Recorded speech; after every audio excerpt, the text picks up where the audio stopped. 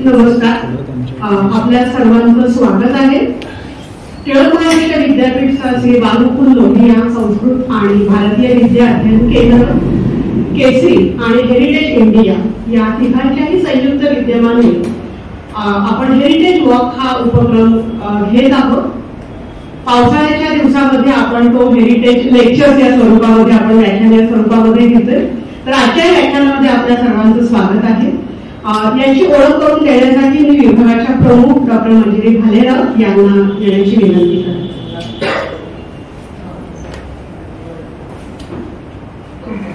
सर्वात प्रथम आजच्या वक्त्या प्रोफेसर रमेश गोखले यांना मी विनंती करते की त्यांनी व्यासपीठावरती यावं।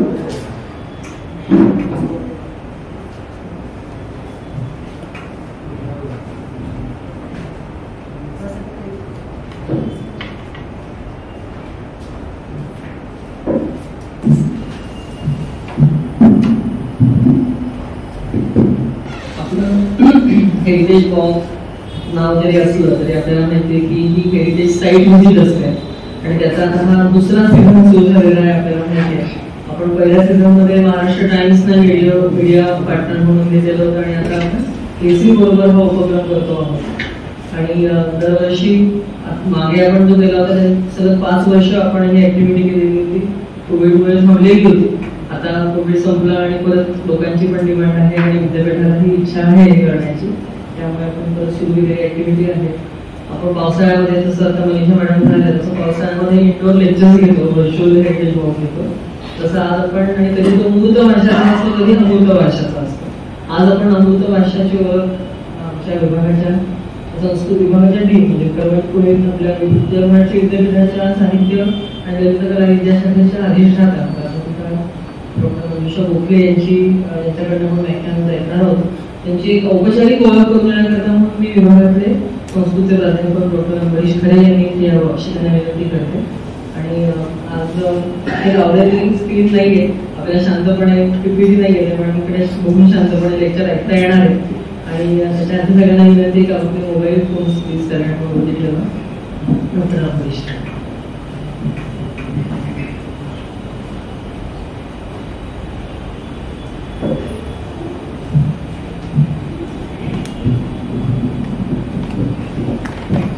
नमस्कार।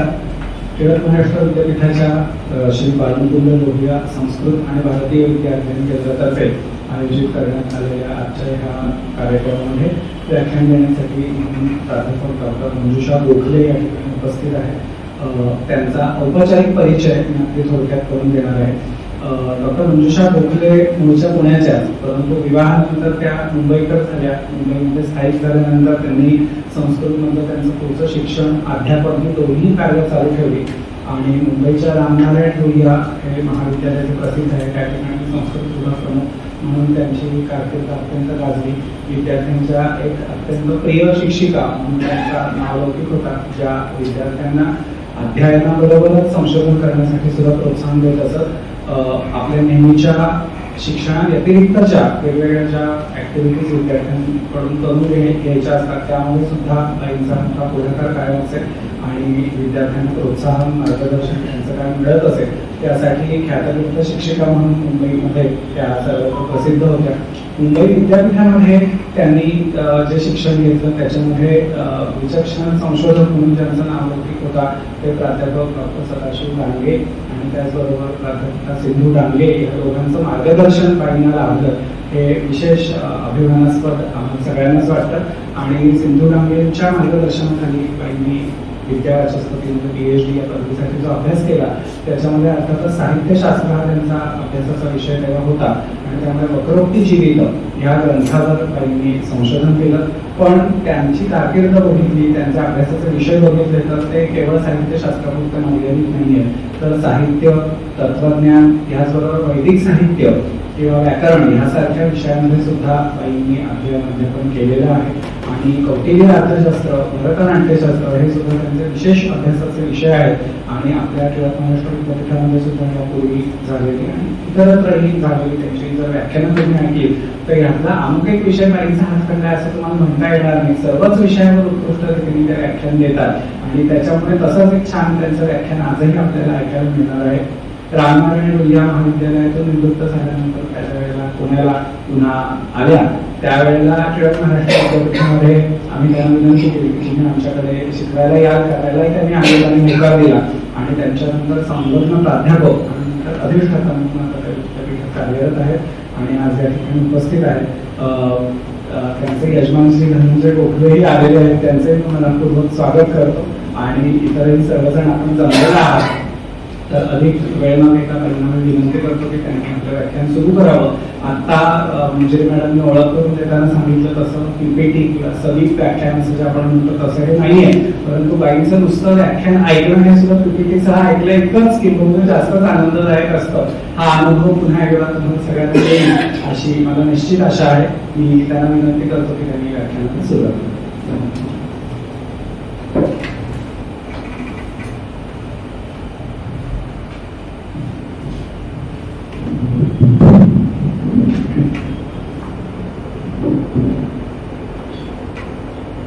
नमस्कार. अंबरीशनी माझी इतकी स्तुती केलेली आहे की फारच तुमच्या अपेक्षा त्यांनी वाढवून ठेवलेल्या आहेत. मला माहिती नाही त्या माझ्याकडून किती पूर्ण होतील, पण तरी सुद्धा तू जे बोलला त्यातलं काहीतरी तुमच्या अनुभवाला यावं असा मी प्रयत्न करते. देवानामिदमामनन्ति मुनयः कान्तं क्रतुं चाक्षुषं रुद्रेणेदमुमाकृतव्यतिकरे स्वाङ्गे विभक्तं द्विधा त्रैगुण्योद्भवमत्र लोकचरितं नानारसं दृश्यते नाट्यं भिन्नरुचिर्जनस्य बहुधा एकं समाराधनम्.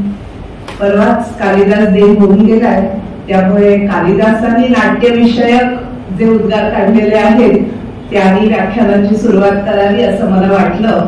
आणि मग असं लक्षात आलं की खरं म्हणजे कालिदास या 4 ओळींमध्ये जे काही सांगतो आहे संस्कृत मध्ये त्याचाच विस्तार मी मराठीमध्ये करणार आहे. त्यामुळे नाट्यकला ही कालिदास म्हणतो त्याप्रमाणे नाटक हे हा देवांचा यज्ञ आहे तो म्हणतो. आणि हा यज्ञ कसा चाक्षुष म्हणजे डोळ्यांनी आस्वाद घेण्याजोगा आहे. कांतम सुंदर आहे. देवानाम इदम आमनंती मुनयः कांतम सुंदर क्रतु यज्ञ चाक्षुष म्हणजे अगदी डोळ्यांनी प्राशन करण्याजोगा आहे. रुद्राने स्वतःचे 2 विभाग केले. आपल्याला माहिती आहे अर्धनारी नटेश्वराची मूर्ती की रुद्र अर्धा भाग आणि अर्धा भाग उमा. तसंच नाट्याचेही 2 भाग रुद्रांनी केले. एक म्हणजे सुकुमार नाट्य आणि दुसरं म्हणजे आविद्ध नाट्य. जसे लास्य आणि तांडव हे नृत्याचे 2 प्रकार केले तसेच या नाटकामध्ये काय नसतं, सत्व रजस आणि तमस या 3 गुणांनी सगळी सृष्टी बनलेली आहे. प्रत्येकामध्ये या 3 गुणांचं वेगळं वेगळं परम्युटेशन कॉम्बिनेशन आहे म्हणून सृष्टीतली प्रत्येक गोष्ट वेगळी वेगळी आहे. अगदी आपण सुद्धा एकमेकापेक्षा वेगळे वेगळे आहोत. ह्या सगळ्यांचं चरित्र वर्तन किंवा ह्या सगळ्यांविषयीची कथा ही नाटकामध्ये असू शकते. त्यातनं कुणीही वगळलेलं नाही, वगळता येत नाही. आणि शिवाय ही कथा रसांच्या माध्यमातून सांगितलेली असते. ती निरसन असते, ती सरस असते.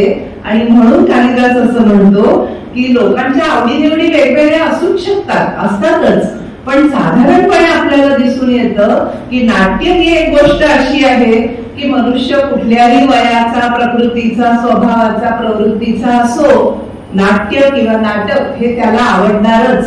भिन्न रुचे हे जनस्य बहुधा नाट्यम एकम समाराधनम. त्याला समाधान देणारी एक कॉमन गोष्ट आहे ती म्हणजे नाटक आहे. या नाट्याचा आपण फक्त भारतीय नाट्याचा वारसा असं शीर्षक घेतलेलं आहे. त्यामुळे मी भारतीय नाट्याच्या मुळारंभाविषयी बोलून सुरुवात करणार आहे. भारतीय नाट्याचा उगम साधारणपणे आपल्याला उत्तर वैदिक काळामध्ये दिसतो.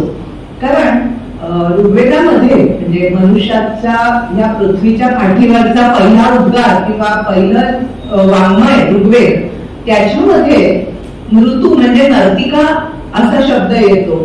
त्याच्यामध्ये नट हा धातू येतो, पण त्याचा अर्थ बहुतेक वेळा नृत्य करणे असा होतो, अभिनय करणे असा होत नाही.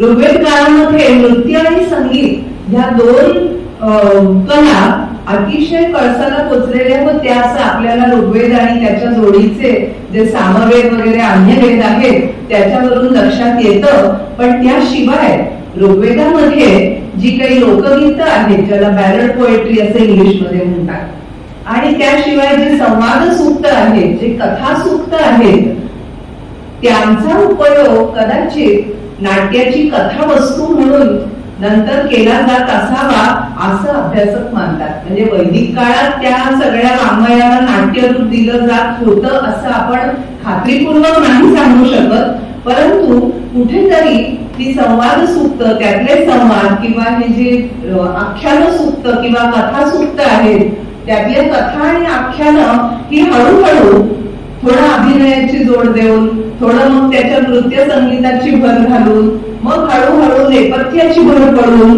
असं करत करत नाट्य ही कला विकसित झाली असावी असं आपल्याला दिसतं.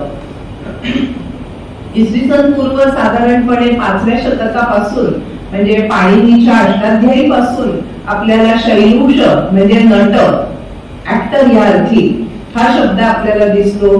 नंतर नटांसाठी काहीतरी गाईडबुक, नटसूत्र या नावाचं असायचं असा पाणिनीचा उल्लेख आहे. म्हणजे नट होते, नाटक होतं आणि नटांना मार्गदर्शन करणारे ग्रंथ सुद्धा माहित नाही ते मौखिक होते का लिखित होते, पण होते त्या काळामध्ये हे नक्की. पुढे इसवी सन पूर्व 2ऱ्या शतकात पतंजलींनी तर त्याच्या महाभाष्यामध्ये नट, नाट्य, नाटक, संगीत ह्या सगळ्यांविषयी भरपूर गोष्टी सांगितलेल्या आहेत. अर्थात व्याकरणाच्या ओढ्यात सांगितलेल्या आहेत, पण नाटकांची नावं दिलेली आहेत, कंसवध, बलिबंध वगैरे. याचा अर्थ इसवी सन पूर्व 2ऱ्या शतकापर्यंत अशा तऱ्हेची पौराणिक विषयांवर आधारलेली नाटक श्रोत्यांच्या समोर सादरी होत होती.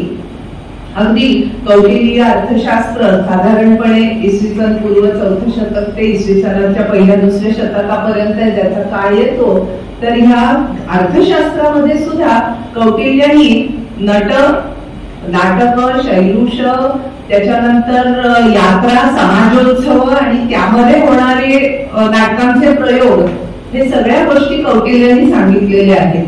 हे सगळं सांगण्याचा उद्देश असा आहे की किती प्राचीन काळापासून म्हणजे उत्तर वैदिक काळापासून म्हणजे साधारणपणे अगदी इसवी सन पूर्व 8व्या शतकापासून पुढे नाट्य ही कला म्हणून विकसित व्हायला सुरुवात झालेली होती. जातक कथा ज्या आहेत बौद्ध साहित्यामध्ये, त्या जातक कथांमध्ये असे उल्लेख येतात की नटांचे संघ म्हणजे आजच्या भाषेत कंपन्या असायच्या, नाटक कंपन्या, आणि त्या गावोगावी जाऊन नाट्य प्रयोग करत असायच्या. म्हणजे नटसंघ जिथे पोचलेले नाहीत असं एकही गाव नाही, असं एक जातक कथा आपल्याला जाता जाता सांगते.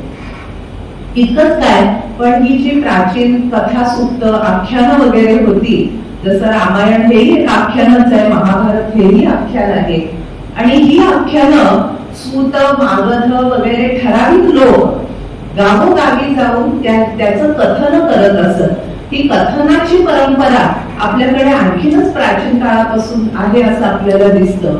आणि मग हळूहळू या कथनालाच संगीत, नृत्य, नेपथ्य, अभिनय या सगळ्याची जोड मिळत मिळत नाट्यकला आपल्याला भरताच्या नाट्यशास्त्रापर्यंत जशी दिसते तशी विकसित होत गेलेली असली पाहिजे.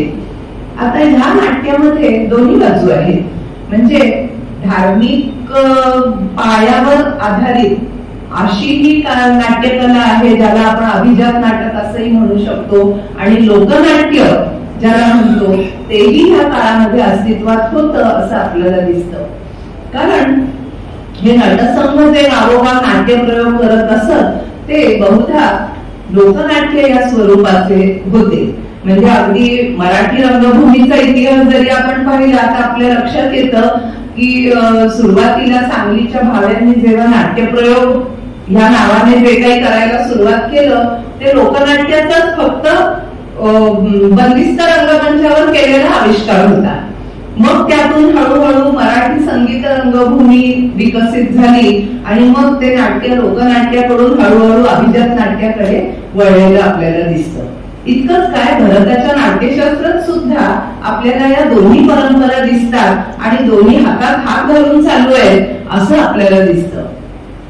आपल्याला माहित असलेल्या मराठी नाट्याच्या इतिहासामध्ये अभिजात परंपरा आहे, लोकपरंपरा आहे आणि घाशीराम कोतवाल, महानिर्वाळ यासारखे जे काही प्रायोगिक नाट्य निर्माण झाली त्या नाटकांमध्ये या दोन्ही परंपरा एकत्र आणून नाट्य निर्मिती केलेली आपल्याला दिसलेली आहे.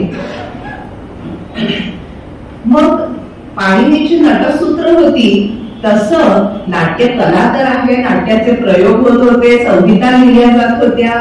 मग ह्या नाट्याला काही निश्चित रूप देणारा काही ग्रंथ आपल्याला उपलब्ध आहे का? नटसूत्र तर आपल्याला उपलब्ध नाही आहे. ह्या ग्रंथाचं नाव आहे भरतमुनीचं नाट्यशास्त्र. आणि संपूर्ण भारतीय नाट्यकला इतकंच नाही तर भारतीय संगीत आणि भारतीय नृत्य या सगळ्या ज्याला आपण परफॉर्मिंग आर्ट्स म्हणतो, प्रयोग शरण कला, त्या सगळ्यांचं मूळ आपल्याला भरताच्या नाट्यशास्त्रामध्ये सापडतं. साधारणपणे इसवी सन पूर्व दुसरं शतक ते इसवी सनाचं दुसरं शतक ह्या काळामध्ये नाट्यशास्त्राची रचना झालेली आपल्याला दिसते. आता थोडस ह्या सगळ्या विषयाला जे अगदी नवीन आहेत त्यांना असं वाटू शकतं 400 वर्ष कसं एखादा ग्रंथ लिहिला जात असेल, इसवी सन पूर्व दुसरं शतक ते इसवी सनाचं दुसरं शतक. पण तो ग्रंथ हा अनेक लेखकांच्या हाताखालून त्यात भर पडत जाऊन आपल्याला ज्या स्थितीत आज उपलब्ध आहे तसा तो तयार झालेला असतो. म्हणून आणि त्याचा काळ निश्चितपणे सांगणं हे फार अवघड असतं. म्हणून अशा तऱ्हेने ढोबळ मानाने काळ सांगावा लागतो. काय आहे हे नाट्यशास्त्र? 37 अध्यायांचा हा ग्रंथ साधारणपणे 6000 श्लोकांचा ग्रंथ आहे. आणि त्याच्यामध्ये काय नाही असं विचारलं तर खरं म्हणजे जास्त योग्य होईल. आता काय असतं, नाटक म्हटलं की त्याचे 2 भाग अगदी उघडपणे आपल्याला माहित असतात. एक म्हणजे संहिता आणि दुसरं प्रयोग. संहिता आणि प्रयोग ही जी मुख्य अंग नाटकाची त्यातल्या प्रत्येक लहान मोठ्या बारीक सारीक सगळ्या अंगांवर उपांगांवर भरतमुनींच्या नाट्यशास्त्रामध्ये आपल्याला विवेचन केलेलं आढळतं. म्हणजे अगदी उदाहरणादाखल सांगायचं झालं तर खरं म्हणजे नाट्यशास्त्र 37 अध्यायात सांगायची वेळ आली तर बहुतेक आपल्याला 1 वर्षभर चालवावं लागेल. पण थोडक्यात सांगायचं तर संहिता म्हटलं तर संवाद कसे असावेत, नाट्यवस्तू ही किंवा नाट्याचं कथानक हे कसं निवडावं, त्याचा विकास कसा करावा, डेव्हलपमेंट कशी करावी, हा झाला संहितेचा भाग. त्यामध्ये गद्य पद्य कसं असावं, भाषा कोणत्या कोणत्या असाव्यात. आणि प्रयोगाचा भाग म्हणला तर त्याच्यामध्ये खूपच गोष्टी येतात. ज्यांनी कधीतरी आयुष्यात रंगमंचावर पाऊल टाकलेलं आहे किंवा निदान नाटकं बघितलेली आहेत त्यांना हे सहज कळू शकेल की नाट्यप्रयोग म्हटल्यावर त्याच्यामध्ये किती गोष्टी येत असतील, त्याची यादी न संपणारी आहे. या सगळ्याचा समावेश या 37 अध्यायांमध्ये कुठे ना कुठे आहे असं आपल्याला दिसतं. खरं म्हणजे नाट्यशास्त्र हे ज्याला आपण आजच्या परिभाषेत नाट्यकर्मी किंवा रंगकर्मी असं नाव देतो त्या सगळ्यांच्या उपयोगासाठी असलेला एक मार्गदर्शक ग्रंथ आहे. त्यामुळे कसं असावं आणि कसं असू नये हे सांगणारा हा ग्रंथ आहे. अगदी सुरुवातीला या ग्रंथाचं महत्व सांगून मग मी थोडंसं भरताचं नाट्यशास्त्र आणि त्याचा आजपर्यंत चालत आलेला जो प्रवास आहे त्याच्याविषयी बोलणार आहे. नाट्यशास्त्र ह्या ग्रंथाचे आजही त्याच्यावरती पुष्कळ काम होतं. म्हणजे संस्कृतमध्ये असं म्हणण्याची पद्धत आहे की ज्या ग्रंथावर टीका म्हणजे कॉमेंट्रीज भरपूर असतात तो ग्रंथ श्रेष्ठ. मग असं म्हणायला गेलं तर भरताच्या नाट्यशास्त्रावर जुन्या काळातही भरपूर टीका लिहिल्या गेल्या आणि आज सुद्धा त्याच्यावरती भरपूर चर्चा विवेचन करणारे ग्रंथ तयार होत आहेत. इतकंच नव्हे तर अभिनय दर्पण असेल किंवा नाट्य दर्पण असेल किंवा धनंजयाचं दशरूपक असेल, असे कितीतरी नाट्यविषयक ग्रंथ जे पुढच्या काळात लिहिले गेले त्या सगळ्याचा उगम नाट्यशास्त्रामध्ये आपल्याला दिसतो. म्हणजे ग्रंथ रचना म्हणून कॉमेंट्री या अंगाने पाहिलं तर नाट्यशास्त्राचं महत्व आपल्याला दिसतं. त्याखेरीज आज आपण म्हणजे अगदी मी फक्त मराठी रंगभूमीच उदाहरण घेते, अर्थात बाकीच्या भारतीय रंगभूमींची मला खूप परिचय नाही आहे, पण ज्या पद्धतीने मराठी नाटक निर्माण झालं आणि विकसित होत गेलं ते सगळं नाट्यशास्त्रावरती आधारित होतं. म्हणजे इंग्रजी काळामध्ये मग पाश्चिमात्य विचारांचा प्रभाव पडला, पाश्चिमात्य शिक्षणानुसार तो प्रभाव वाढत गेला, तेव्हा कुठे मराठी नाट्यसृष्टीला थोडं वेगळं वळण मिळालं. नाहीतर तोपर्यंत नाट्यशास्त्र हाच मराठी रंगभूमीचा आधार होता. आणि जरी पाश्चात्य वळण मिळालं मराठी रंगभूमीला किंवा भारतातल्या वेगवेगळ्या प्रादेशिक रंगभूमींना, तरी सुद्धा आपल्या असं लक्षात येतं की नाट्यशास्त्राचं वाचन, अध्ययन, अभ्यास आणि नाट्यशास्त्रातून नव्या काही वेगवेगळ्या संकल्पना घेऊन त्या प्रत्यक्ष प्रयोगामध्ये राबवून पाहणं यावर खूप संशोधकांनी काम केलेलं आहे. म्हणजे आमचे गोके भट सर असतील, उत्तरेतले पांचाट असतील किंवा अगदी आपल्या विजयाबाई असतील, विजया मेहता, द गोडसे असतील, या अशा अनेक विद्वानांनी नाट्यशास्त्राचा अभ्यास करून नाट्यशास्त्राच्या आधाराने रंगमंच उभा करून त्या पद्धतीने नाट्य सादर करण्याचे प्रयोग केलेले आहेत. अगदी आज सुद्धा ते चालत आहेत. किंबहुना आजच्या काळामध्ये अगदी श्रीराम लागूंचं सुद्धा एक पुस्तक आहे की संवाद कसे बोलावे, संवाद फेक या विषयावर, डायलॉग डिलिव्हरी. आता लागूंनी भरताचं नाव नसलं घेतलं तर नको घेऊ दे, पण त्याच्यामध्ये जे काही विषय आलेले आहेत आणि जे मुद्दे आहेत ते सगळे नाट्यशास्त्रामध्ये आपल्याला दिसतात. म्हणजे तो प्रभाव पाश्चात्यांचा विचार आणि भरताचा विचार हा अनेक ठिकाणी सारखा असलेला आणि काही बाबतीत तर तो आणखी पुढे गेलेला आहे भरताचा विचार असं आपल्याला म्हणता येईल.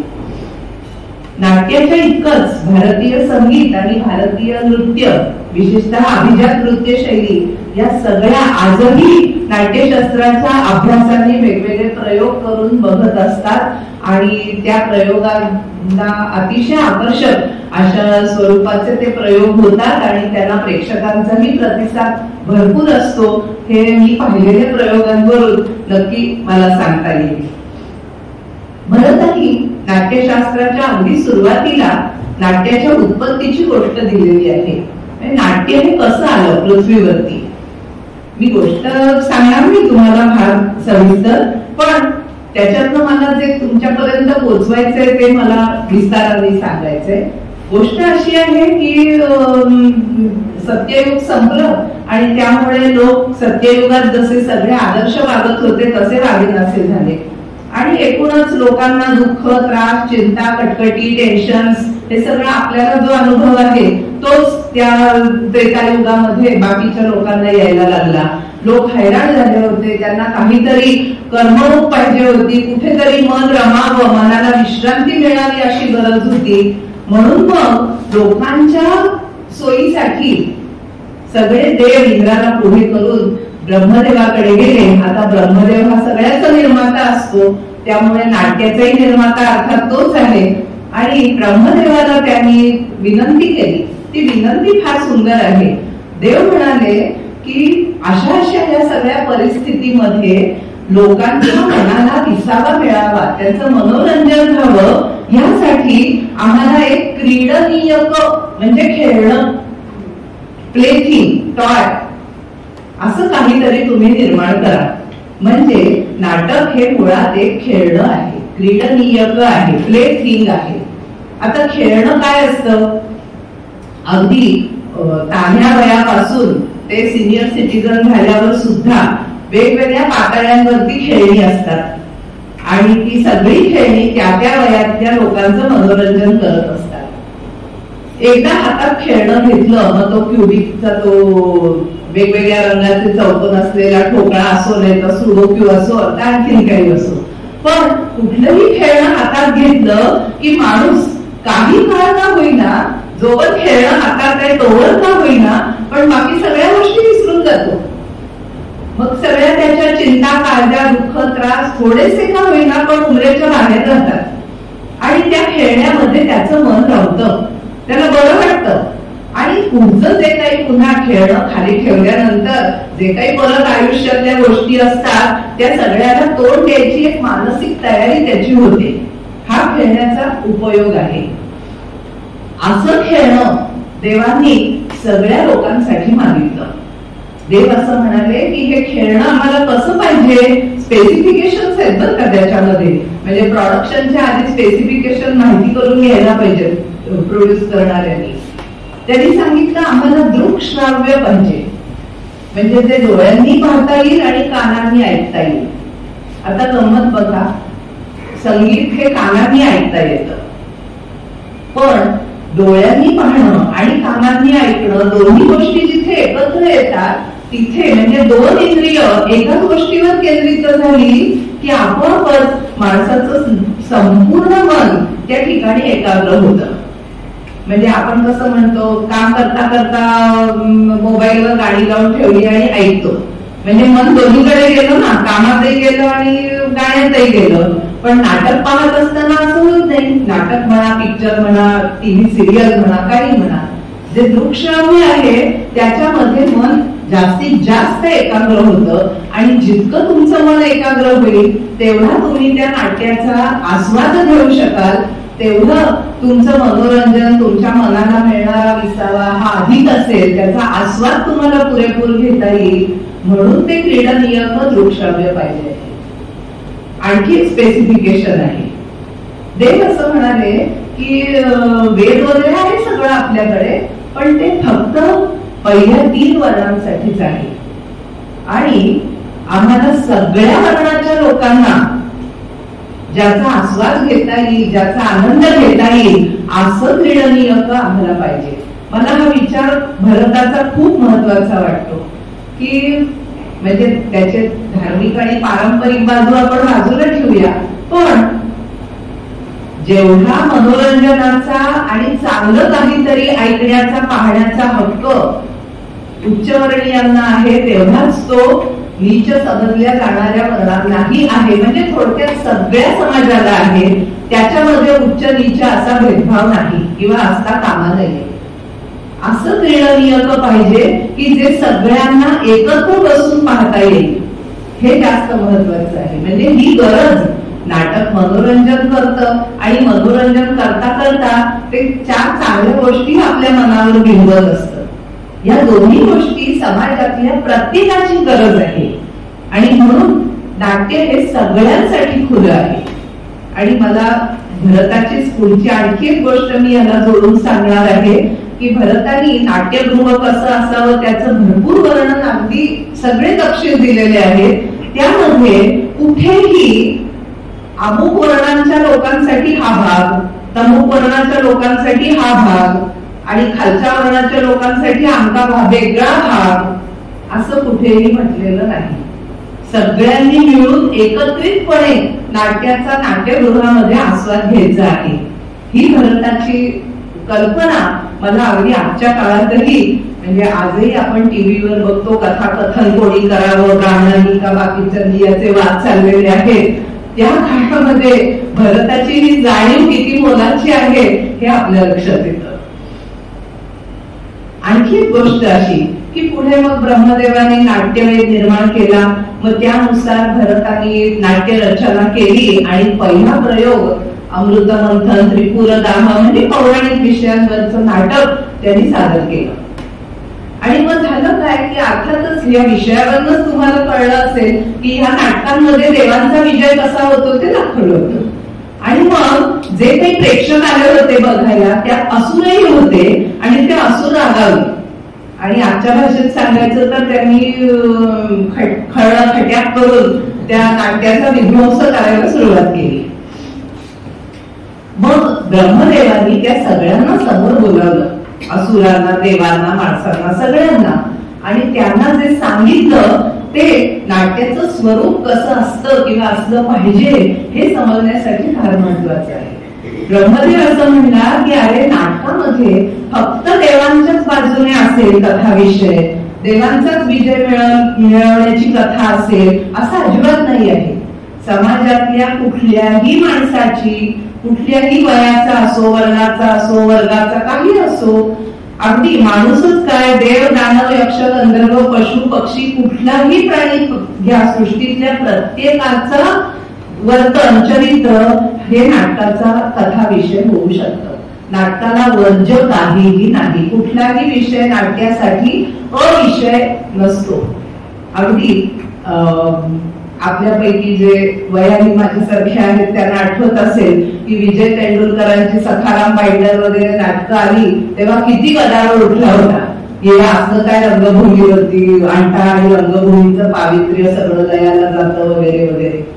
पण तेव्हाही भरताचं हे सांगणं खरं म्हणजे किती मार्गदर्शन करणारं होतं हे लक्षात घ्यायला पाहिजे होतं की नाट्यामध्ये फक्त देव किंवा सत्प्रवृत्त, सज्जन, चांगली माणसं, चॉकलेट हिरो असेच दाखवावेत असं अजिबात नाही. नाट्याचा विषय हा कुठलाही असू शकतो, कारण नाट्य हे सर्व समावेशक असतं. त्याला येणारा प्रेक्षक आहे तो समाजाच्या प्रत्येक थरातला आहे. प्रत्येकाला आवडेल असं काही ना काहीतरी कुठल्याही नाटकामध्ये असायलाच पाहिजे, नाहीतर प्रेक्षक येईलच कशाला, असुरांसारखंच होईल ना त्याचं. त्यामुळे सर्वसमावेशक विषय, सर्वसमावेशक भाषा, भरतानी नाट्यशास्त्रामध्ये फक्त संस्कृत नाही त्याच्या जोडीला जवळजवळ 7-8 प्राकृत भाषा, इतकंच नाही तर म्हणजे वनेचरांची भाषा, आजच्या भाषेत आदिवासींच्या भाषा, अरण्यात राहणाऱ्या लोकांच्या भाषा अशाही घ्यायला सांगितले की ते पात्र नाटकात असू शकतं आणि ते त्याची भाषा बोलेल.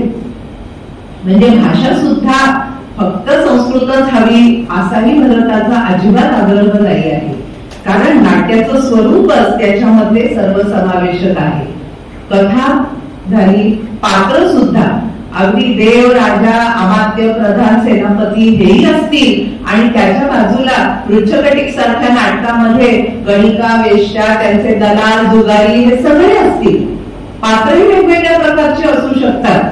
इतकंच नाही, रस सुद्धा, आता भिन्न रुचेर जनस्य एकम समाराधनम असेल तर एकच एक रस नाटकामध्ये असून चालणार नाही ना. त्यामुळे अगदी शृंगार, हास्य, करुण, रौद्र, वीर, भयानक, बिभत्स सुद्धा, शांत सुद्धा अशा कुठल्याही रसाचा परिपोष एका नाटकामध्ये ह्यापैकी एखादा रस मुख्य असेल, बाकीचे गौण असतील, पण अशा कोणत्याही रसांचा परिपोष करायला भरताच्या नाट्यशास्त्राने नाही म्हटलेलं नाही, त्याची आडकाठी नाही. नाटक का निर्माण झालं आपण एकतर पाहिलंच की मनोरंजन हा त्याचा मूळ हेतू आहे. भरतानी विश्रांती असा शब्द वापरलाय, मला तो फार आवडतो की प्रेक्षकाच्या मनाला विसावा मिळाला पाहिजे, म्हणजे मग नाट्यगृहाच्या बाहेर पडल्यानंतर पुढची आव्हानं झेलायची त्याच्या मनाची तयारी झालेली असेल. कारण एकावर एक तुम्ही तेच आयुष्याचे पाणी गिरवत राहता आणि तेव्हा तुम्हाला मग अशक्य होतं त्याला तोंड देणं. त्याच्यासाठी मध्ये विश्रांती म्हणून नाटक आहे. आणि मग भरत म्हणतोच की अगदी तप करणारे असोत, नाहीतर कष्टकरी लोक असोत, बुद्धीची कामं करणारे कोणीही असो, नाटकाने त्यांच्या मनाला विसावा दिला पाहिजे, त्यांचं रंजन केलं पाहिजे. आणि दुसरी गोष्ट, रंजन हे फक्त रंजनासाठी नाही. मराठी साहित्याच्या आणि साहित्यिकांच्या प्रांतात कलेसाठी कला का साहित्यासाठी कला असलेही वाद भरपूर झाले एकेकाळी. पण भरताच्या मते तरी नाट्यकला ही फक्त मनोरंजनपर नसते, त्याचा दुसरा उद्देश लोकांना चांगला उपदेश करणं, नीतीने वागावं, असं वागू नये हे सांगण्यासाठी असतो. अर्थात मी जर म्हटलं मी नाटक लिहिलंय त्याच्यात उपदेश आहे यावर का तुम्ही नाटकाला तर फ्री पासेस देऊनही कोणी येणार नाही. मग नाटक कसं उपदेश करतं, त्यातली पात्र, कथानक, ते त्यांच्या केशभूषा, वेशभूषा, नेपथ्य, या सगळ्यामध्ये अभिनय, या सगळ्यामध्ये प्रेक्षक इतका तल्लीन झाला पाहिजे की ह्या नाटकातून आपल्या मनावर काहीतरी उपदेश बिंबवून जातोय हेही त्याला कळता कामा नये. असा उपदेश नाट्याने करायचा असतो. आणि म्हणूनच आज जेव्हा आपण वाटेल त्या प्रकारची गोष्टी दाखवणारी नाटकं पाहतो की अन्य दृकश्राव्य गोष्टी पाहतो आणि समाजाला त्याचे भोगावे लागत असलेले दुष्परिणाम पाहतो, तेव्हा पुन्हा एकदा भरताचा हा वारसा आपण सोडून दिलाय त्याची खंत वाटल्याशिवाय राहत नाही. पुढे मग भरत आपल्याला नाट्यगृह कसं बांधावं ते सांगतो. आता त्यातले तपशील वगैरे जाऊ द्या, पण महत्वाची गोष्ट अशी की भरताच्या काळात, म्हणजे आपण जो सुरुवातीला नाट्यशास्त्राचा काळ धरला तेव्हापासून बंदिस्त नाट्यगृहाची रचना होत होती आणि तशी आवश्यकता भासत होती. आता ह्या नाट्यगृहाच्या रचनेमध्ये सुद्धा सांगण्यासारख्या 2-3 गोष्टी फारच भरताच्या अजूनही घेण्यासारख्या इव्हन आपण घेतच असतो त्या. पहिली गोष्ट म्हणजे नाट्यगृहाचं अकॉस्टिक्स, म्हणजे नाट्यगृहातल्या पहिल्या लाईनीपासून ते पिटात किंवा गॅलरीत बसलेल्या प्रेक्षकांपर्यंत प्रत्येकाला सगळे संवाद हे व्यवस्थित ऐकू गेले पाहिजेत आणि रंगमंचावरचं प्रत्येक दृश्य अगदी बारीक सारीक मुद्राभिनय सुद्धा नीट दिसला पाहिजे. त्यासाठी नाट्यगृहाची बांधणी कशी असावी हे भरताने आपल्याला सांगितलेले. आज सुद्धा कधी कधी अनुभव येतो की एखाद्या नाट्यगृहात आवाज घुमतो, पहिल्या लाईनीला ओरडल्यासारखं वाटतं आणि मागच्या लाईनीला ऐकूच येत नाही. ही सदोष बांधणी आहे आणि तिथे सुद्धा अगदी पुढच्या VIP रांगेपासून ते गॅलरीतल्या पिटातल्या प्रेक्षकांपर्यंतचा विचार भरताने केलेला आहे हे आपल्या लक्षात येतं. दुसरी गोष्ट, नाट्यगृह हे अतिशय सुंदर आकर्षक असलं पाहिजे असं भरत सांगतो. त्याचंही कारण आहे, कारण आपल्याला मनोरंजन हवंय ना, मनाला विश्रांती हवी आहे. त्यामुळे नाट्यगृहात शिरल्यापासून प्रेक्षक त्याच्यामध्ये रममाण झाला पाहिजे. त्याच्या ज्या सगळ्या काय आयुष्याच्या घडामोडी असतात त्या त्यांनी नाट्यगृहाच्या प्रवेशद्वाराच्या बाहेरच ठेवून यायला पाहिजे.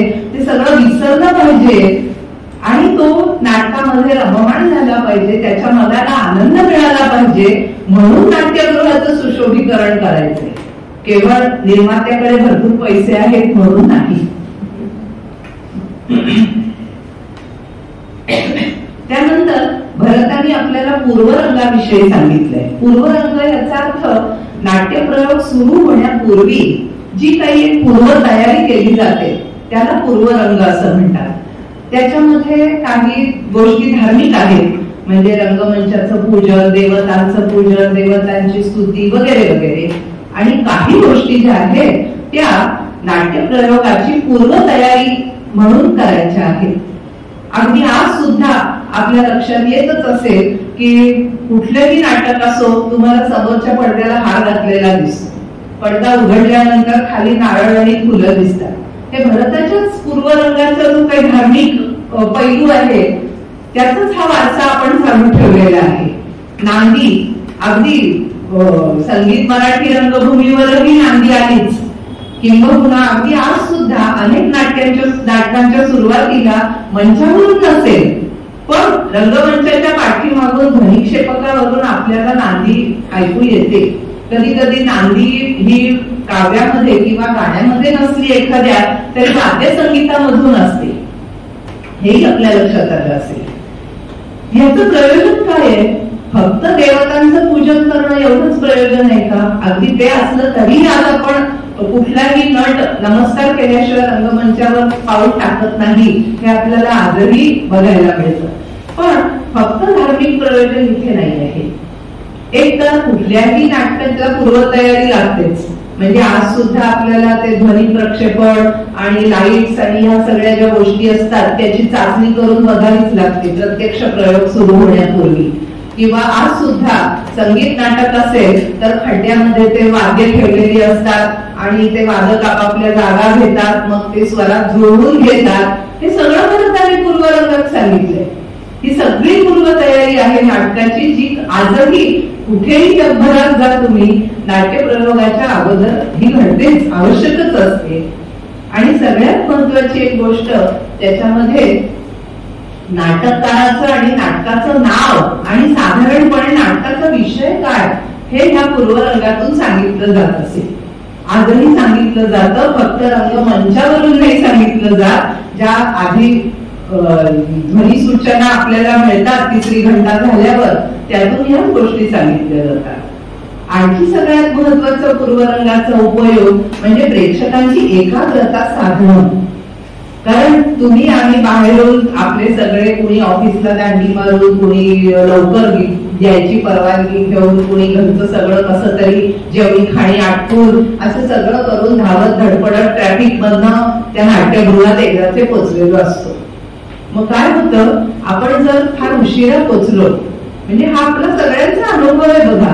थिएटरमध्ये आपण उशिरा गेलो, अंधार झाला, ऑलरेडी समोर काहीतरी चालू झालेलं आहे पडद्यावर, आपण धडपडत त्या टॉर्चच्या उजेडात खुर्ची शोधून एकदाचे बसतो. पण पहिली काही मिनिटं समोर काय चाललंय त्याच्याकडे आपण लक्षच देऊ शकत नाही. म्हणजे स्थिरस्थावर व्हावं लागतं ना, फिजिकली पण आणि मेंटली पण. तोपर्यंत तिकडे पडद्यावर काय चाललंय हे आपण एकाग्रच होऊ शकणार नाही. मग हीच होईल ना आपली सुरुवात. मग प्रेक्षकाचं मन पहिल्यापासून एकाग्र व्हायला हवं असेल तर प्रयोग सुरू होण्याच्या अगोदर असं काहीतरी घडणं गरजेचं आहे. म्हणजे अगदी लोकनाट्यात सुद्धा बघाच्या आधी गणगवळण असते, किंवा आपण सिनेमागृहात गेलो तर ट्रेलर असतं. पूर्वी त्या जाहिराती असायच्या, आताही असतात, पण ती काय म्हणतो आपण त्याला, फिल्म डिव्हिजनच्या काहीतरी माहितीपट असायचे. त्याचा उपयोग काय असतो की समजा तुम्ही उशिरा आला, अगदी वेळेवर येऊन पोचला, तरी काहीतरी हे जे समोर चाललंय प्रत्यक्ष सिनेमा किंवा नाटक नाही चालू झालेलं, पण हळूहळू तुमचं लक्ष त्या पडद्याकडे म्हणा, रंगमंचाकडे म्हणा वेधलं जाईल. ते हळूहळू एकाग्र होईल. अरे माणसाचं मन म्हणजे काही रोबो नाहीये की हे बटन दाबलं आणि ते बटन दाबलं की पहिल्या गोष्टी बंद झाल्या आणि नवीन एकाग्रता अचानकपणे चालू झाली, असं होत नाही. त्याला वेळ द्यावा लागतो. आणि ही गोष्ट भरताने समजून घेतलीये. आणि म्हणून पूर्वरंगाच्या सगळ्या अंगांमध्ये या सगळ्या गोष्टींचा विचार भरताने केलाय, जो आज सुद्धा तितकाच महत्वाचा आहे. आणि भले करणाऱ्यांना भरताचं नाव नाही नसलं तर असू दे, पण विचार तोच आहे, कल्पना तीच आहे आणि ती आजही राबवली जाते सगळीकडे. मग भरत आपल्याला 2 अभिनय शैली सांगतो. अभिनय आता नाटकाचा प्राण आहे, किंबहुना नाटक म्हणजे काय, जे अभिनयाद्वारा सादर केलं जातं ते नाटक, दृक्श्राव्य ना ते.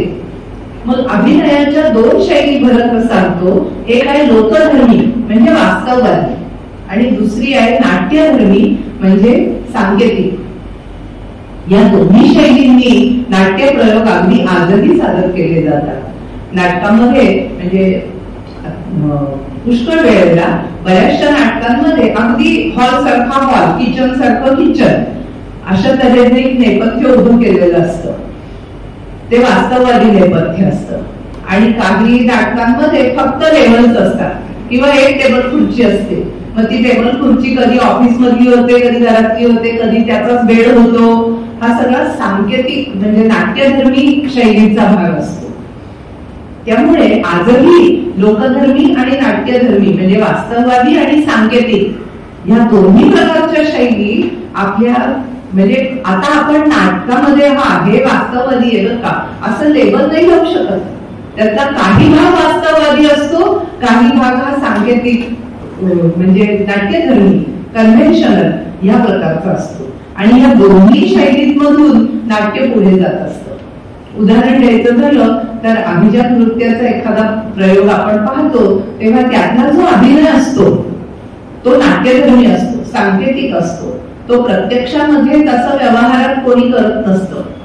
पण एखाद्या वास्तववादी शैलीमध्ये केलेल्या नाट्यामधला अभिनय हा अगदी तुम्ही आम्ही व्यवहारात जसे चालतो, फिरतो, बोलतो, हातवारे करतो तसाच असतो. म्हणजे या दोन्ही शैली अगदी आजही नाट्याचा प्राण म्हणून सगळीकडे वापरल्या जातात जगभरामध्ये.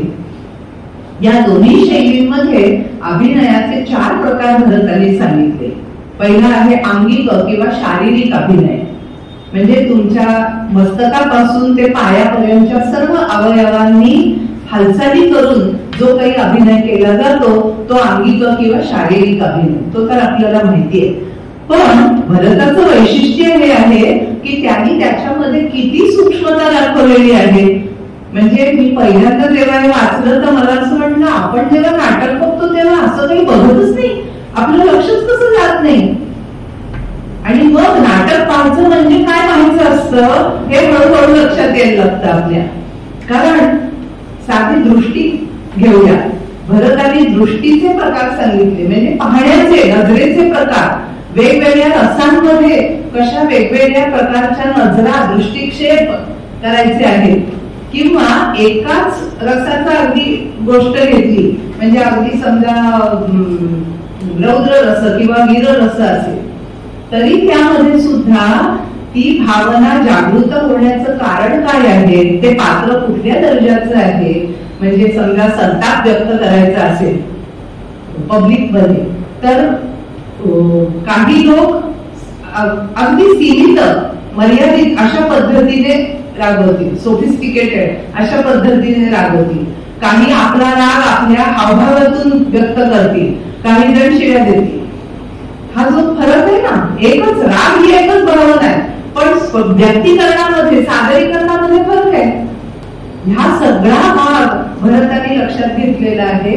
आणि शारीरिक अभिनय, मग ती दृष्टी असो, तुमच्या प्रत्येक बोटाची हालचाल असो, तुमचं म्हणजे नटाचं उभं राहणं असो, स्थान म्हणजे उभं राहणं. आता हे उभं राहताना सुद्धा आपल्या सहज लक्षात येईल की वेगवेगळ्या दर्जाची पात्र, स्त्रिया आणि पुरुष, लहान वयाची मोठ्या वयाची, सगळ्यांचं उभं राहणं वेगळं असतं. तुम्ही तुमच्या सिनेमात नाटकात एखादा खलाशी असेल तर तो असा 2 पाय जोडून सावधान मध्ये उभा नाही राहणार, तो विश्राम म्हणजे 2 पाय ठाकवूनच उभा राहील, कारण खलाशाला तशीच सवय असते.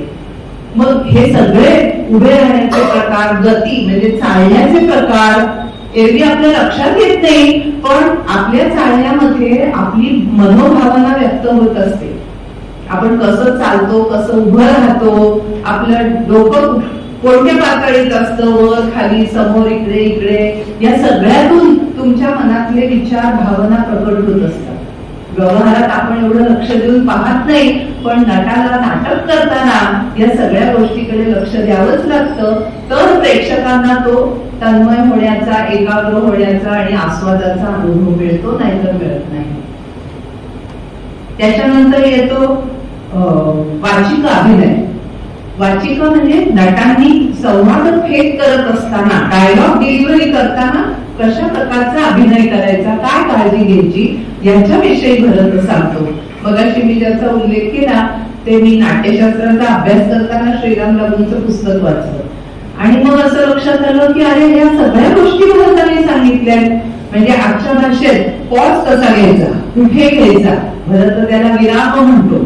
वाक्य बोलत असताना पॉज कुठे पाहिजे, किती पाहिजे, हे इतकंच काय ज्याला आपण प्रोजेक्शन असं आजच्या भाषेत म्हणतो. नटांनी रंगमंचावरून बोलत असताना कशा प्रकारे आवाज लावला पाहिजे, या सगळ्या गोष्टी वाचिक अभिनयामध्ये भरतांनी सांगितलेल्या आहेत. आवाजाची पट्टी कशी पाहिजे, आवाजाची म्हणजे कुठल्या कारणाने ती भावना जागृत झाली आहे, कोणाच्या ठिकाणी जागृत झाली आहे, या सगळ्याचा विचार करून हा वाचिका अभिनय सुद्धा शारीरिक अभिनयासारखाच करायचा आहे. तो वेगवेगळ्या प्रकारचा असणार आहे. साधं भरताचं एक उदाहरण घ्यायचं तर थंडी वाजणे, थंडी वाजण्याचा अभिनय. पण ती थंडी का वाजली आहे, भीतीमुळे वाजली आहे, ताप येणार म्हणून वाजली आहे, का पावसात भिजल्यामुळे वाजली आहे, प्रत्येक प्रकारची थंडी वेगळी आणि त्याच्यामुळे शरीराच्या होणाऱ्या प्रतिक्रिया वेगळ्या आणि ते कारण लक्षात घेऊन नटाला तो थंडी वाजण्याचा अभिनय करायचा आहे. म्हणजे म्हटलं तर तो लोकधर्मी वास्तववादी आहे, म्हटलं तर सांकेतिक म्हणजे नाट्यधर्मी सुद्धा आहे. त्यानंतर येतो सात्विक अभिनय. ही तर भरताची अगदी खासियतच आहे असं म्हटलं तरी चालेल नाट्यशास्त्राची. सात्विक अभिनय म्हणजे काय,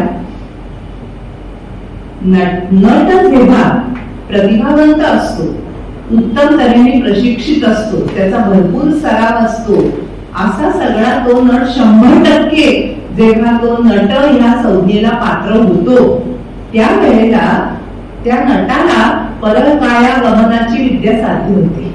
म्हणजे आपण साध्या भाषेत म्हणतो अमुक एक नट भूमिका जगतोय, परकाया प्रवेश. आणि मग हे जेव्हा घडतं तेव्हा तो नट जो अभिनय करतो तो सात्विक अभिनय. म्हणजे ग्लिसरीन घालून रडणे हा सामान्य साधा अभिनय झाला, तो कुणालाही करता येईल, मला सुद्धा.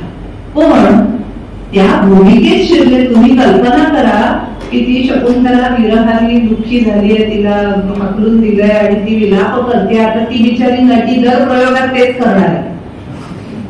पण तरी सुद्धा ती जर उत्कृष्ट नटी असेल, प्रतिभावंत नटी असेल, तर ती प्रत्येक प्रयोगात प्रत्येक वेळेला तिच्या डोळ्यात खरे अश्रू येतील, तिचा चेहऱ्याचा रंग बदलेल, तिचा आवाज फुटणार नाही, कंठ सद्गदित होईल, तिचे पाय लटपटतील चालताना, तिचे हात थरथरतील. म्हणजे मला ती बिरबलाची गोष्ट नेहमी आठवते. ते एक माणूस होता आणि त्याने बैलाचं सोंग घेतलं होतं, बहुरूपी होता. आणि मग हा उत्कृष्ट नट आहे का नाही हे कसं ओळखायचं, तर बिरबलाने त्याच्या अंगावर एक लाकूड फेकलं. तेव्हा त्या बैलानी म्हणजे त्या माणसानी तिची काय बैलाचं कातडी पांघरून घेतली होती, ती कातडी थरथरली. तेव्हा बिरबल म्हणाला, येस, हा उत्कृष्ट नट आहे. कारण कातडी थरथरणं हे काही तुम्ही करू म्हणून करता येत नाही, त्याच्यासाठी त्या भूमिकेतच शिरावं लागतं. आणि पुन्हा भूमिका आपण भूमिका करतोय याचंही अवधान ठेवावं लागतं. नाही तर मूर्छित पडा म्हणून पडलेला नट खरंच मूर्छित पडला तर केव्हा गळत होईल, तसंही चालत नाही. हा सात्विक अभिनय आहे. म्हणून भरताच्या दृष्टीने सात्विक अभिनय ही अभिनयाची पराकाष्ठा आहे. आणि अगदी कुठल्याही काळातल्या कुठल्याही रंगमंचावर सात्विक अभिनयाचं आजही तेच स्थान आहे. नंतर येतो आहार्य अभिनय. आहार्य अभिनय म्हणजे नेपथ्य रचना आणि रंगभूषा, मेकअप, केशभूषा, वेशभूषा, या सगळ्याला भरताने आहार्य अभिनय असं म्हटलेलं आहे. आणि मग त्या ठिकाणी भरताने अनेक गोष्टी म्हणजे बॅकस्टेजच्या ज्या गोष्टी आपण म्हणतो ना त्याच्याविषयी तपशीलवार सांगितलेलं आहे. म्हणजे नाटक करताना अनेक गोष्टी लागू शकतात, त्या नटांच्या हातात असेल, नेपथ्यात असेल, कुठेतरी लागतात. त्या सगळ्या गोष्टी बनवायच्या कशा, कागद, बांबू, गवत, या अशा सगळ्या गोष्टींपासून त्या बनवायच्या आहेत, रंगवायच्या आहेत. मुखवटे असतात, ते कसे करायचे आहेत. अगदी आज सुद्धा कथकलीच्या प्रयोगामध्ये, ऑथेंटिक प्रयोगामध्ये जे मुखवटे तयार होतात ते विशिष्ट पद्धतीने केले जातात आणि ती पद्धत भरतांनी सांगितलेली पद्धत आहे. भरतांनी अंगरचना म्हणजे अंगाला रंग कसे लावायचे ते सांगितलेलं आहे. पात्राच्या व्यक्तिमत्वानुसार त्याच्या अंगाला रंगलेपन करायचं असतं. ते आपल्याला आज कथकलीच्या परंपरेमध्ये जागा असलेलं दिसतं, कुडियाट्टमच्या परंपरेमध्ये जागा असलेलं दिसतं. तर हे सांगताना भरतांनी काही गोष्टी अतिशय मार्मिक सांगितलेल्या आहेत. तो म्हणतो खऱ्या वस्तू वापरू नका. अहो, खऱ्या तलवारी, ढाली आणि खरे दागिने असे जर तुम्ही वापरले तर 3 तास ते अंगावर बाळगून तो नट दमून जाईल, त्याला घाम फुटेल, थकून जाईल, तो मूर्छित पडेल. तेव्हा वजनाने हलक्या असतील अशा गोष्टी मुद्दाम तयार करून प्रयोगामध्ये वापरायच्या आहेत. इतकंच नाही तर भरतांनी संजीव म्हणजे खऱ्यासारख्या दिसणाऱ्या अशाही खोट्या गोष्टी, कृत्रिम गोष्टी कशा बनवायच्या, कशा वापरायच्या ते सांगितलंय. ज्याच्यामध्ये म्हणजे बालरंगभूमीवर आपण बघतो किंवा मला आठवतंय आमच्या लहानपणी डॉक्टर लागू नावाचं नाटक होतं आणि त्याची जाहिरात अशी असायची की रंगमंचावर धडधडत जाणारी आघाडी पहा.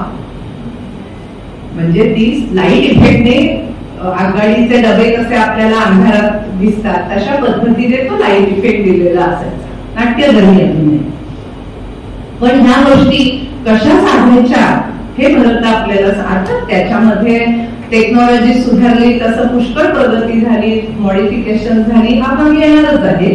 पण मुळात भरतानी या सगळ्या गोष्टी कशा पद्धतीने कराव्या, किती कराव्या तो सांगतो. या आहार्य अभिनयाने बाकीच्या अभिनयावर कुरघोडी नाही करता कामा. म्हणजे त्या रुक्मिणीला उत्तम गाता आणि अभिनय करता आला पाहिजे. नुसतं तिने किती केवढ्याची पैठणी नेसली आहे आणि किती दागिने घातले याच्यावर रुक्मिणी ठरणार नाही, हे लक्षात घेऊन आहार्य अभिनयाचा उपयोग करायला भरताने सांगितले. नाहीतर आज सुद्धा अगदी कुठल्या तरी ज्वेलरीच्या दुकानदारांनी स्पॉन्सर केलेली ज्वेलरी घालून केलेले नाटकाचे प्रयोग अशाही जाहिराती आपण पाहतो. पण त्यामध्ये मुख्य मुद्दा या सगळ्या गोष्टीची कुरघोडी मूळ नाट्यावरती होऊ द्यायची नाहीये, हा महत्वाचा भाग आहे. अगदी नृत्य किंवा संगीत या ज्या दोन कला त्या प्राचीन काळापासून म्हणजे नाट्यशास्त्रामध्ये आपल्याला दिसतं की त्या मुळात नाट्याशी निगडित म्हणून विकसित झालेल्या आहेत. म्हणजे भरताच्या नाट्यशास्त्रामध्ये कित्येक अध्याय, 7-8 अध्याय संगीतावर आहेत आणि तेवढेच नृत्यावर आहेत. कारण नृत्य, संगीत, वाद्यसंगीत आणि अभिनय, नाट्य या सगळ्याचा उत्तम मेळ म्हणजे उत्कृष्ट नाट्य, असं भरताचं मत आहे. आणि अगदी आज सुद्धा घाशीराम सारख्या प्रयोगांमधून आपल्याला हे प्रत्ययाला येत असतं. अगदी म्हणजे मी मगाशी म्हटलं तसं लोकसंगीत, लोकनृत्य यांचेही प्रयोग प्राचीन रंगभूमीवरही झाले. आमचा भास नावाचा प्राचीन कवी आहे भरताच्याच काळातला, त्यांनी हल्लीसक म्हणजे गवळी लोक जे नृत्य करतात ते एका नाटकात रंगमंचावर आणलेलं आहे. म्हणजे ह्या सगळ्याचा उपयोग, सगळ्या कलांचा उपयोग करून नाटक डेव्हलप झालेलं आहे, विकसित झालंय असं आपल्या लक्षात येईल. अगदी आज सुद्धा कुडियाट्टम सारखे जे नृत्य नाट्य असतं त्याच्याही मध्ये किंवा यक्षगानासारख्या लोकनाट्यांच्या परंपरांमध्ये, आपल्याकडे कोकणातल्या दशावतारी नाट्यांच्या परंपरांमध्ये कितीतरी अशा गोष्टी की ज्या भरतापासून चालत आलेल्या आहेत त्याचं प्रतिबिंब आपल्याला बघायला मिळतं. कुठे अंगिका अभिनयावर भर असतो, कुठे आहारी अभिनयावर भर असतो, कुठे नृत्य संगीतावर भर असतो. भरतानी ज्या नाट्य सादरीकरणाच्या 2 शैली सांगितल्या म्हणजे सुकुमार आणि आविद्ध. सुकुमार म्हणजे साधारणपणे शृंगार, हास्य, करुण यासारख्या रसांचे विषय सादर करणारं नाट्य आणि रौद्र, वीर, भयानक वगैरे विषय सादर करणारं ते आविद्ध नाट्य. तसेच प्रयोग आजही आपल्याला लोकरंगभूमीवरती चालत असलेले दिसतात. भरताने आणखी एक महत्वाची गोष्ट सांगितली जी मधल्या काळात फारच आपण विसरलो, ती म्हणजे रंगभूमीवरती स्त्रियांचा वावर. नटी म्हणून, अभिनेत्री म्हणून स्त्रियांचं, किंबहुना भरत सांगतो की हे जे सुकुमार प्रकारचं नाटक आहे ते स्त्रियांनीच करावं आणि आविद्ध जे आहे म्हणजे रौद्र, वीर, भयानक वगैरे ते पुरुषांनी करावं. तो पुरुषांचा प्रॉव्हिन्स आहे आणि हा स्त्रियांचा प्रॉव्हिन्स आहे. तरी तो म्हणतो की जी स्त्री आविद्ध नाटकामध्ये पुरुषासारखा अभिनय करू शकते किंवा जो पुरुष सुकुमार नाट्यामध्ये स्त्री सारखा अभिनय करू शकतो त्याला क्रेडिट द्यायला पाहिजे, तो उत्कृष्ट नट आहे. अगदी बालगंधर्वांपासून आपण ही गोष्ट बघितलेली आहे.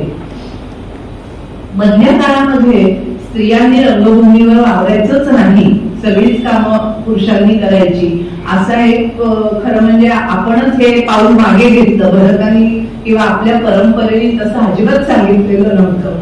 पण अर्थातच पुढच्या काळात पुन्हा एकदा भरताची स्त्री पुरुष किंवा दोघांनी एकत्र येऊन नाट्य सादर करण्याची परंपरा रूढ झाली असं आपल्याला दिसतं. सगळ्यात महत्वाचं आहे ते भरताचा औचित्य विचार, औचित्याचा विचार. म्हणजे मगाशी आपण म्हटलं एकदा जाता जाता की काय आपण समोर आजकाल बघतो नाटक, सिनेमा किंवा टीव्ही सिरियल सगळ्याच माध्यमांमधून त्यांनी समाजावर किती दुष्परिणाम होतात किंवा एकूणच खूपदा असं होतं की अशा काही गोष्टी समोर दाखवल्या जातात की घरातल्या माणसांना सुद्धा एकत्रितपणे त्या बघताना संकोच होतो, लागल्यासारखं होतं. आणि भरत मुद्दाम सांगतो की नाटक ही घरातले आई वडील मुलं सुना मुली नातवंड सगळ्यांनी एकत्र येऊन एन्जॉय करण्याची गोष्ट आहे. हे भान ठेवून नाटकामध्ये काय दाखवावं कसं दाखवावं काय आणि कसं दाखवू नये त्याचे नियम भरतांनी सांगितले. खूप महत्वाची गोष्ट आहे. भरत सांगतो शृंगाराची नाटकं असतात असतील अगदी संस्कृत साहित्यात तर शृंगाराशिवाय बातच नाही.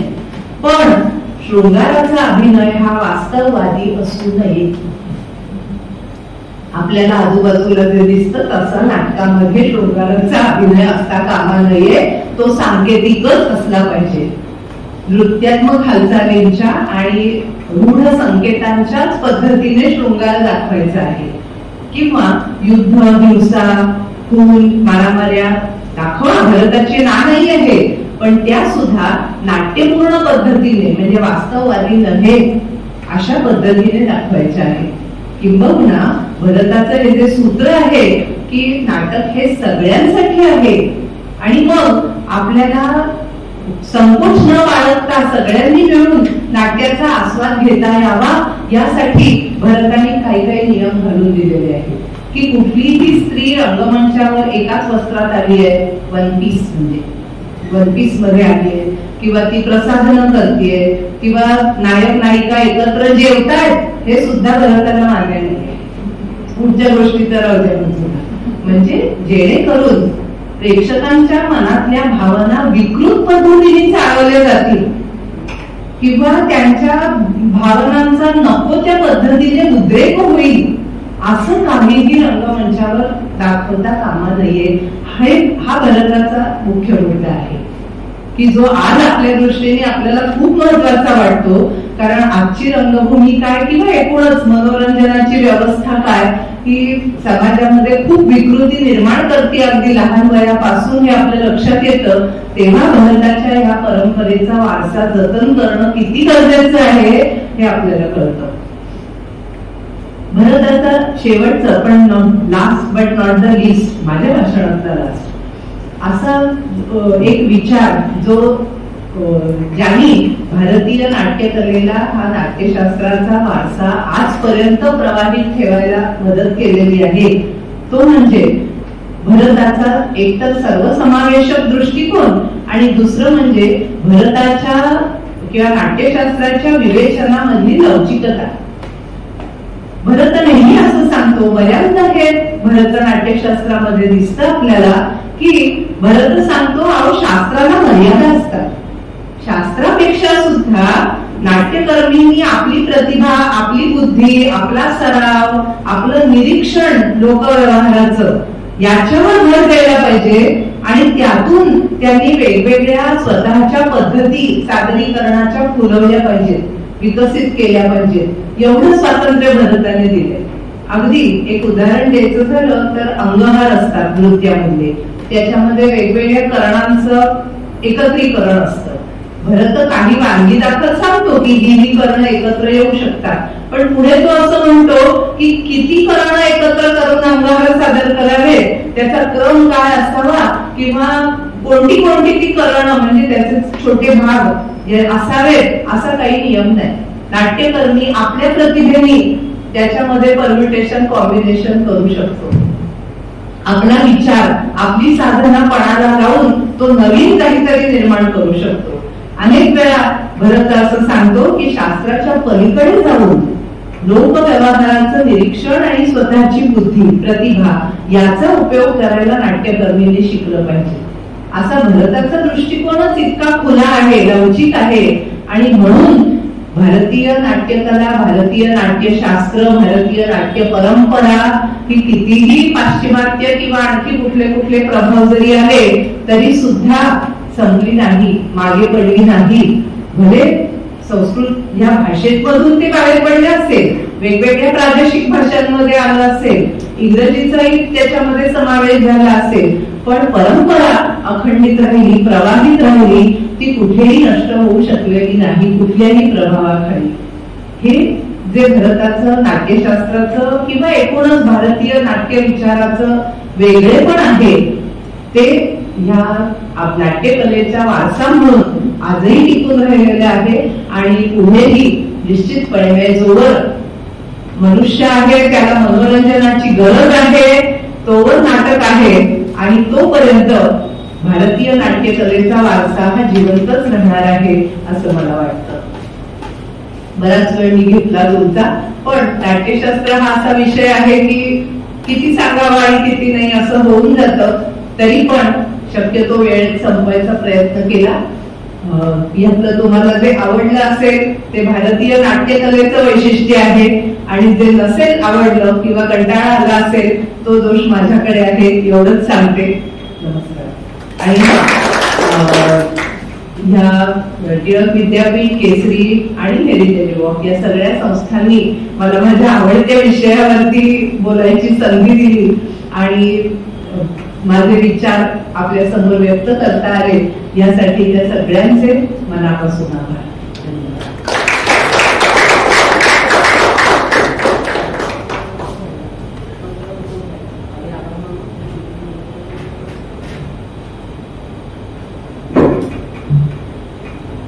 संपूच नये असं गोखलेबाईंचं व्याख्यान होतं. नाही पण अजून इच्छा आहे सगळ्यांची, कारण हा विषय तसा आहे आणि तो विषय सांगणार गोखलेबाई ज्यांचा त्याच्यामध्ये हातखंड आहे. दृश्याव्य कला आपण म्हणतो, पण इथं आपल्याला असं जाणवलं नाही की जनरली आपल्या व्याख्यानामध्ये दिसतं की पीपीटी फोटोज दाखवायचे त्यातनं सगळं एक्सप्लेन करायचं असतं. पण आज गोखलेबाईंनी जे काय सांगितलं त्याच्यामध्ये आपल्याला खूपच कुणी जाणवलेली नाही. फक्त श्राव्य माध्यम असलं तरी आपण दृश्याव्य माध्यमाचा अनुभव घेतोय असंच आपल्याला वाटत होतं. त्यामुळे अतिशय उत्तम व्याख्यान की भारताच्या नाट्यशास्त्रात सांगितल्याप्रमाणे उत्कृष्ट व्याख्यान कसं असावं याचं उदाहरण आपण आता अनुभवलेलं आहे.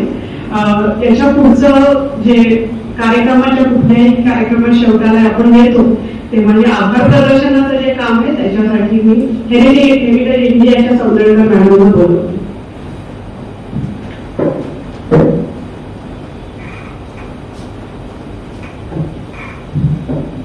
नमस्कार. हेरिटेज इंडियाबद्दल थोडक्यात माहिती सांगते आधी. हेरिटेज इंडिया 2008 पासून एक मॅगझिनच्या निमित्तानं सुरू झालेलं आहे. मंजिरी खांडेकर यांनी चालू केलं आणि ते बरेच वर्ष हेरिटेज इंडिया मॅगझिन पब्लिश होतं. त्याच्यानंतर 2012 ते 16 MTDC बरोबर आपण महाराष्ट्र गव्हर्नमेंट बरोबर महाराष्ट्र अनलिमिटेड म्हणून एक मॅगझिन काढलं होतं आणि त्याला 4 वर्ष इन हाऊस डिझाईनचं अवॉर्ड पण मिळालं होतं. पुण्यकथा म्हणून एक कॉफी टेबल बुक पण पब्लिश झालेलं आहे जे मला वाटतं की सगळे पुणेकरांनी एकदा तरी नक्कीच वाचावं.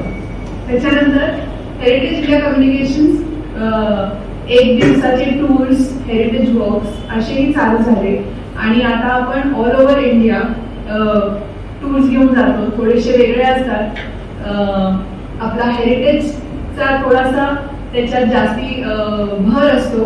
सो आता आम्ही आता जुन्नरला चाललो आहे, त्याच्यानंतर इंदोरची एक ट्रिप आहे, अयोध्या वाराणसी आहे, अशा बरेच trips throughout the year आहेत. आणि म्हणजे मेन हेरिटेज इंडिया कम्युनिकेशनचा हेतू आहे awareness of our heritage. That is the main aim of this company. आणि आज डॉक्टर मंजुषा गोखलेंनी खूप सुंदर आपल्याला एक नाट्य कला त्याचं आपलं किती सुंदर हेरिटेज आहे आपल्याकडे त्याचं एक सांगितलं. म्हणजे भरत मुनी यांचं नाट्यशास्त्र मी पहिल्यांदा ऐकलं. मी अगदीच नवीन आहे सगळ्या ह्याच्यासाठी, तरीही मला अजिबात वाटलं नाही की वेळ संपलेला आहे आणि अजून ऐकावं असंच वाटलं.